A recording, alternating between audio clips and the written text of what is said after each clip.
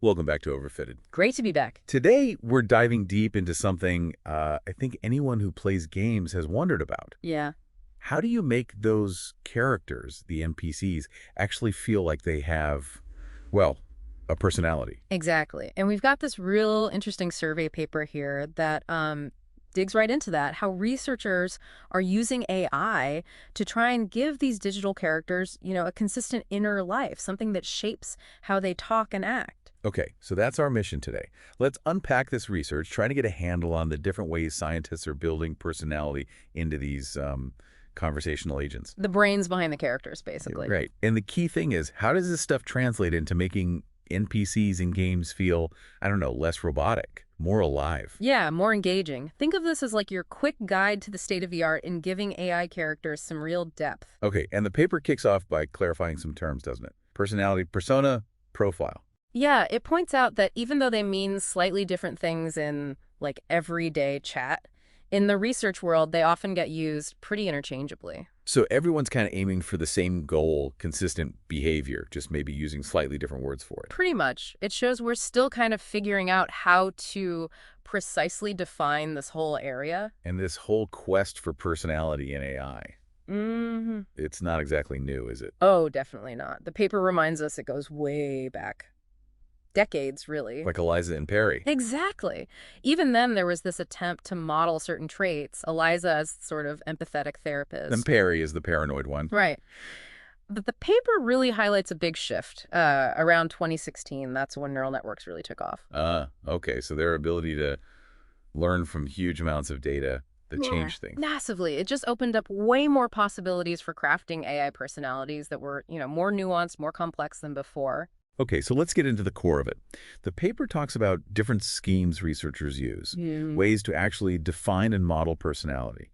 It's not just random, there's a structure to it. Right. And a big chunk of these borrow directly from psychology, established models. Like Jung's ideas, introversion, extroversion. Yeah, that basic idea of whether someone's more inward or outward focused, that's a fundamental starting point for differentiating how an AI agent might behave. And that got built upon, right, Isaac added more dimensions. He did. Introversion, extroversion, yes, but also neuroticism versus stability and psychoticism. And his work was influential because it was measurable, using questionnaires. Exactly that. It gave researchers a framework that was dimensional, structured, and crucially, something you could actually try to quantify. A big step for applying it to AI. Makes sense. Then there's the big five. Ocean. That feels like the standard now, almost. It really is. Agreeableness, conscientiousness, extroversion, neuroticism, or emotional stability, and openness to experience. Yeah. It's comprehensive, but still, manageable. For AI, it provides this really solid set of dimensions you can aim for. You can imagine tweaking those 5 dials to get very different game characters. And it gets even more granular. Cattell's 16 personality factors. Wow. Yeah, 16 PF. I mean, modeling all 16 perfectly in an AI, that's a tall order. Seems incredibly complex for an NPC. It is, but Cattell's work kind of pushes the boundaries. It makes researchers think beyond just the big 5, consider maybe more subtle shades of personality. The paper also mentions the Interpersonal Reactivity Index, the IRI, focused on empathy. That sounds crucial for believable interactions. Absolutely vital. The IRI breaks empathy down into things like perspective taking, empathic concern. Right. So it offers a kind of roadmap. How do you build an AI that can actually understand and react to, say, the player's emotional state or another character? Right, okay, so those are the psychology-inspired blueprints. But then there are these other schemes, specifically designed for chatbots. Yeah, this is where things get maybe more practical, more directly aimed at just building conversational AI. How so? Well, one really straightforward way is just using a list of traits. Simple descriptive words like peaceful or erratic or curious. Like adjectives for the AI, quick character sketch. Pretty much. And the paper mentions Gunkel's list. It's this huge resource of traits people have used. Okay, and then character tropes. That sounds like it's pulled straight from movies and books. It basically is. Think of your classic archetypes, The wise old mentor, the corrupt CEO, the manic pixie dream girl. Huh, right. You instantly know what to expect, broadly speaking. Yeah. The paper links this to the CMU movie summary dataset. and No, TV tropes. Exactly, because those resources connect the tropes to actual examples, actual dialogue, actual characters. So you could train an AI on dialogue associated with the grumpy bartender trope, for instance. Precisely. It's a potential shortcut. Leverage these existing patterns to create an NPC personality that players can recognize pretty quickly. Interesting. Okay, what else? Descriptive sentences. Yeah, this one's been really big. Defining a personality through short, simple statements like, I am an artist, I have 4 children, I hate spiders. Persona chat. That's the data set associated with this. That's the one. Hugely influential. It showed that giving an agent just a few of these sentences could help it maintain a consistent identity and background throughout a conversation. Gives it a bit of a backstory. Exactly. A sense of self. And then there are attribute value pairs, like gender, female, age 42, Job, scientist. Yep. Very structured. More like filling out a database profile for the character, the personalized dialogue dataset used this approach. So that's good for defining specific concrete details. Right. Good for tailoring dialogue or actions based on those very specific attributes, especially in goal-oriented conversations. Okay, this is quite a range. Now, what about implicit personality, where it's not explicitly defined up front? Yeah, this is where it gets pretty clever. The AI learns the personality just by consuming vast amounts of text or dialogue. How does that work? So, imagine feeding an AI all the lines spoken by, say, Sherlock Holmes from various stories. Okay. The model starts to pick up on his specific way of speaking, his vocabulary, his sentence structures, and through that, it implicitly learns to mimic aspects of his, personality. So it just absorbs it by reading. In a sense, yeah. It learns the patterns associated with that character or person type from the data itself. That's pretty mind-blowing. It is cool. It means you don't always have to explicitly define everything. And the paper mentions other related things, too. Templates, genre text, Yeah. historical personas. Yeah, it covers a lot of ground. Templates are like pre-written bits of dialogue reflecting a personality. Genre conventions, like how characters in a Western might talk, can imply certain traits. And trying to model historical figures is another angle. Wow. Okay. Researchers are really attacking this from all sides. They really are. But none of this works without the right data, obviously. Right. A paper lists a bunch of personality data sets. What are the standouts? Absolutely. Data is key. We mentioned Gunkel's trait list. And those early efforts using film dialogue and movie summaries. Film dialogue corpus, CMU movie summary. Right. They were important first steps, trying to link linguistic features or character tropes found in films back to personality. Trying to bridge that gap between the abstract idea and how people actually talk. Exactly. But then data sets like Persona Chat and Convei-2 were real game changers. Because of the descriptive sentences. Yeah, using those sentences to define personas and then collecting large amounts of open-ended dialogue based on them. The scale and how natural the conversations felt compared to earlier work. That was a big leap. Showed that even a little bit of defined background could create a surprisingly consistent persona. It really did. And then personalized dialogue shifted the focus a bit, showing how attributes could personalize those more task-oriented chats. Like booking a flight or something. Yeah, showing personalization matters there too. And image chat is interesting, linking personality to dialogues about images, adding a visual grounding. Connects the personality to the world a bit more. Right. And then there are data sets built from social media or TV shows learning implicitly. Like speaker model, personal dialogue, Friends persona, based on the show Friends. Yep. Those tap into how people actually talk in social contexts or how scripted characters express themselves, capturing more, authentic or at least recognizable styles. So data is coming from everywhere people express themselves. Okay. We have the definitions, we have the data. How do they actually build this into the AI models, the conversational agents, the NPCs? What are these methods of embodiment?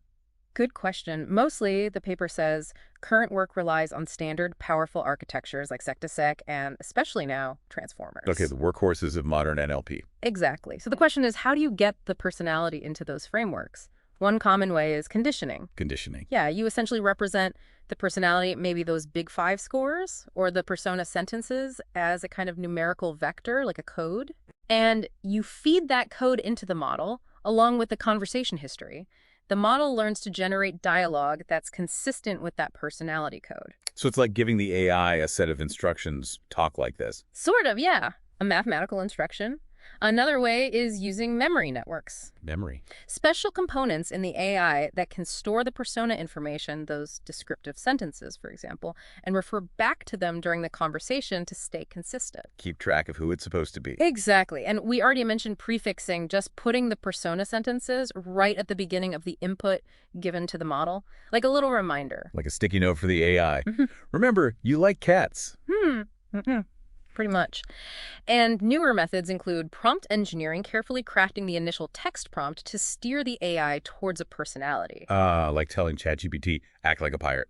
Kind of like that, yeah, but often more subtle. And also joint training, teaching the AI to both converse and embody the personality at the same time, learning both tasks together. Okay, that makes sense. So, definitions, data, methods. Let's loop back to the big goal. Right. Real-time interactive NPCs. How does all this research actually help make game characters feel more real? Right, the payoff. Well, you can see how these different schemes could be super useful. Take the big five. Okay. You could design an NPC's core traits using those 5 dimensions. High agreeableness, maybe they're more helpful. Low conscientiousness, maybe they keep forgetting quests. It could subtly influence lots of their behavior. That could add a lot of nuance. What about the tropes? Tropes are great for recognizability. Need a jaded detective. Using that trope gives the player immediate expectations. The associated data could even provide dialogue snippets or patterns. A quick way to establish character. Yeah, But maybe you could layer more on top. exactly. And those descriptive sentences. Perfect for adding unique backstory or motivations. Even just 2 or 3 sentences, I lost my family in the war, I dream of opening a bakery, can give an NPC so much more depth. Makes them feel like they have a life beyond just waiting for the player. Totally. And the attribute value pairs are good for those fixed details, their species, their job, their hometown that should stay consistent. Okay. What about the implicit learning? Could NPCs learn, change based on interactions? Now that's the really exciting frontier. Imagine an NPC whose personality isn't totally fixed, but subtly shifts based on what happens in the game or how you, the player, treat them. That would be incredible. Truly dynamic characters. It's a huge goal. Leads to much more responsive and potentially meaningful interactions. How do we know if any of this is actually working? Yeah. How do you measure if an NPC feels like it has a personality? The paper mentions evaluation is tricky. Oh, it's a massive challenge. How do you put a number on believability or consistency? Automatic scores often miss the point. Yeah, a chatbot could be grammatically perfect but feel totally flat. Exactly. And even getting humans to evaluate is hard.